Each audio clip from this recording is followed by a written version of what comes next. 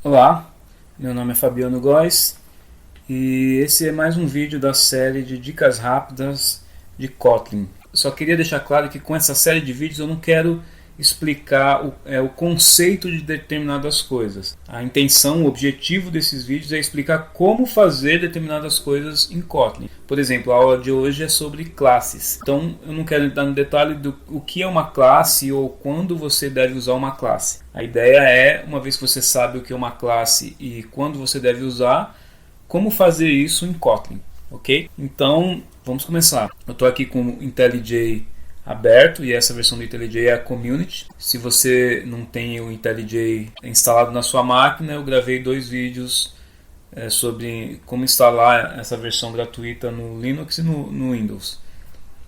Então vou criar um novo projeto aqui.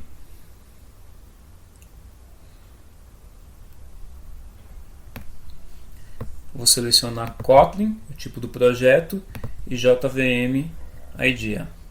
Vou clicar em Next. Vou dar o nome do projeto de aula classes. Aqui você pode salvar, direcionar para onde você quer salvar. Vou deixar aqui no meu desktop mesmo.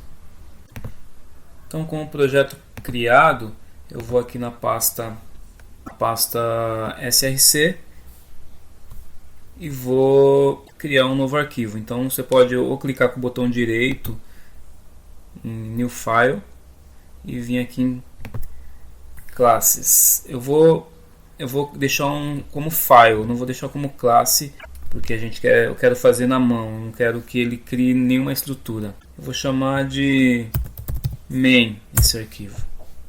Então perceba que ele criou um arquivo main.kt, que é a extensão do Kotlin, né?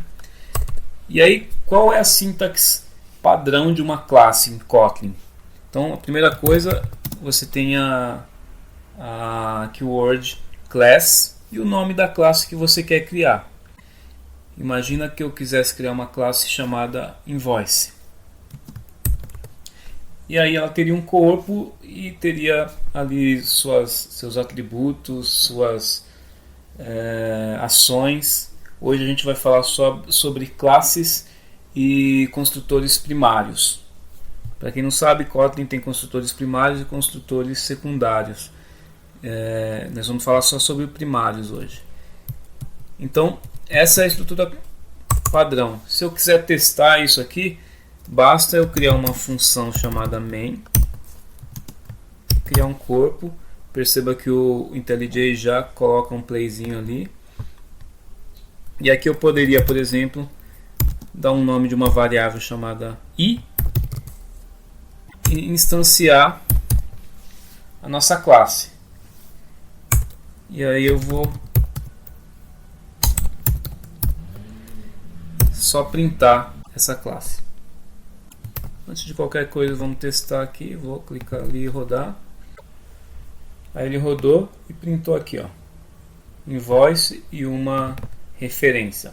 Bom, ele não printou nada relevante porque a gente de fato não criou nada, nenhum atributo, nem nada, não tem nenhuma ação.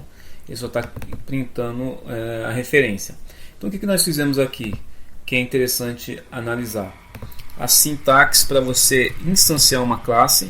Então, para quem está vindo do Java ou de outras linguagens, seria comum você colocar um new aqui na frente. No Kotlin você não precisa usar o new para instanciar. Outra coisa, nós usamos esse val aqui.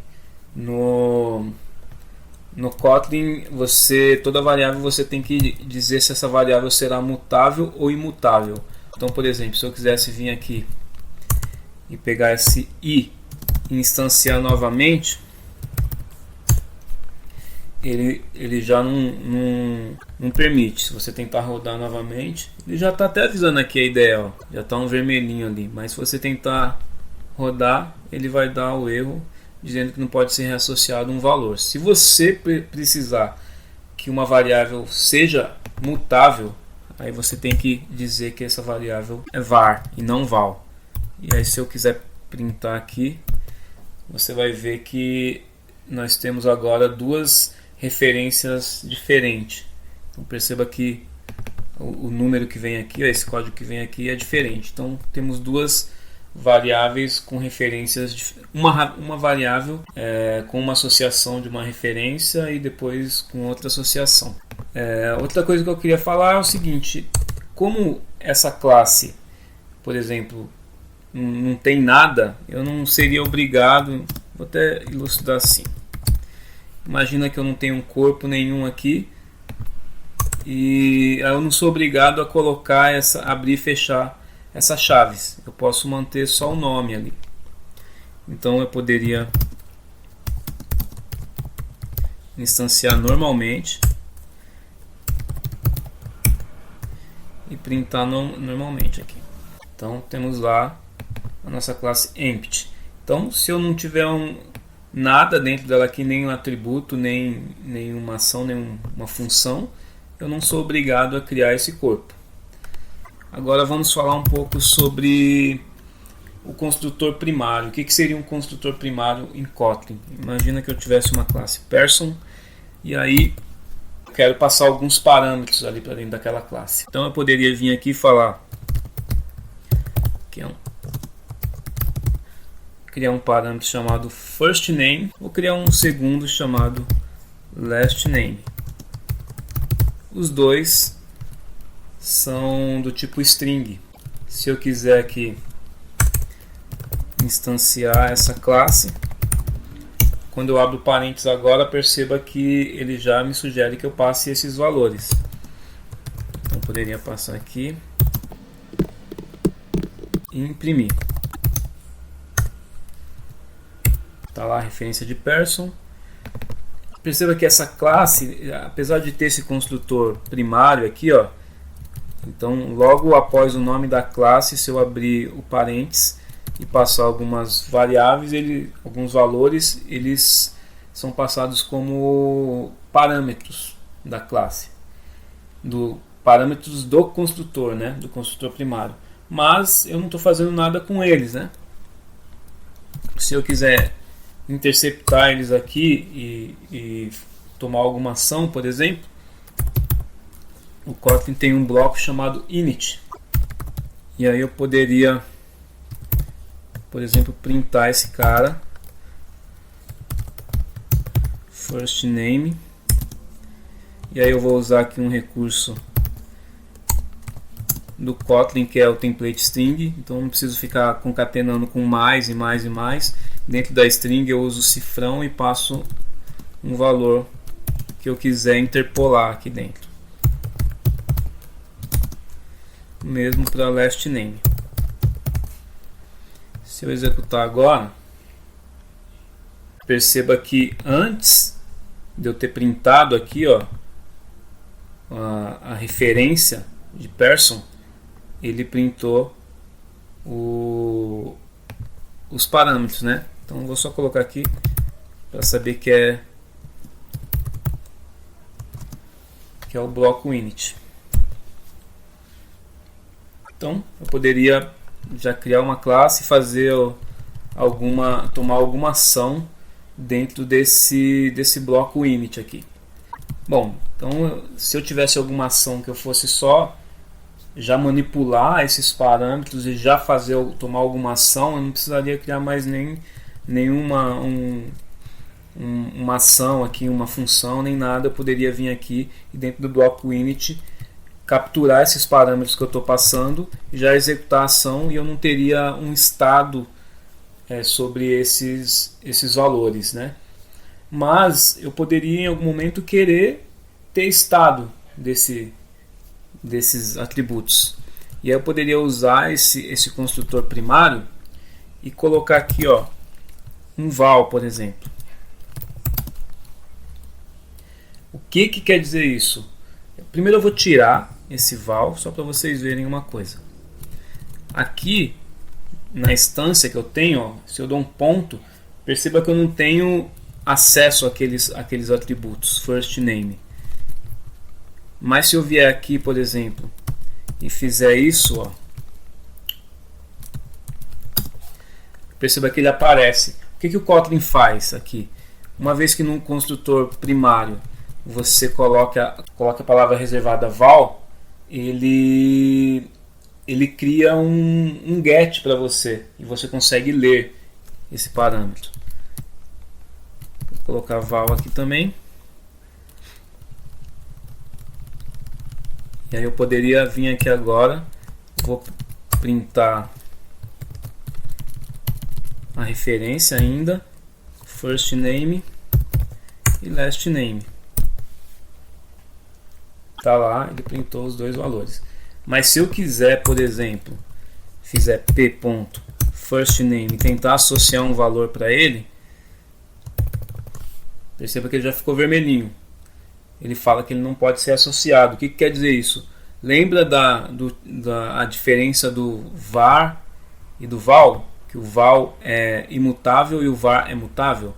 Então aqui eu permiti apenas que esses atributos que ele criou lá dentro, ele tivesse apenas acesso para leitura, não para escrita. Vou deixar o var no first, e aí ele permite agora aqui, ó, que eu associe um novo valor.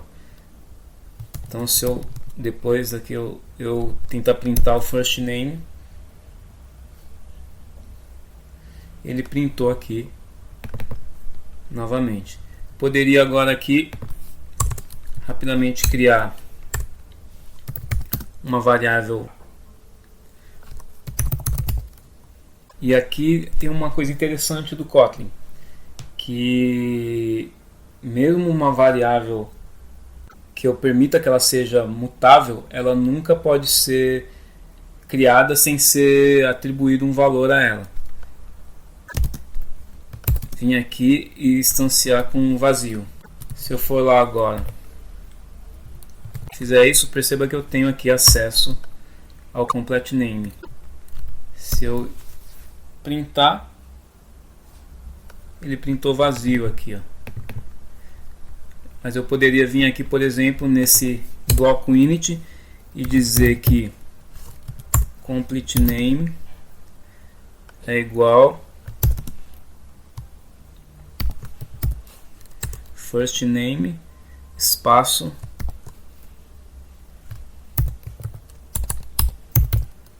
last name. Se eu printar agora novamente, como eu estou printando aqui complete name, perceba que ele printou.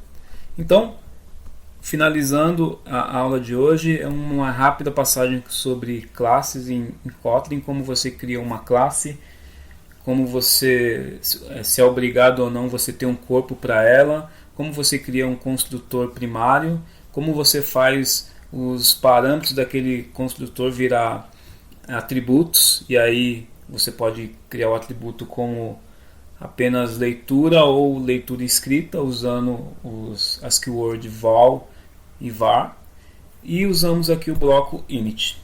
Se você está gostando dessas dicas, dá um joinha aí no vídeo, se inscreva no canal, porque isso dá um incentivo para a gente continuar fazendo vídeos. Compartilhe com quem você conhece, compartilhe nas suas redes, que assim a gente fortalece o compartilhamento de conhecimento e a gente cria uma rede onde mais pessoas possam ter acesso a esse tipo de informação. E assim dá um incentivo para quem está fazendo também, ok? Até o próximo vídeo, um forte abraço.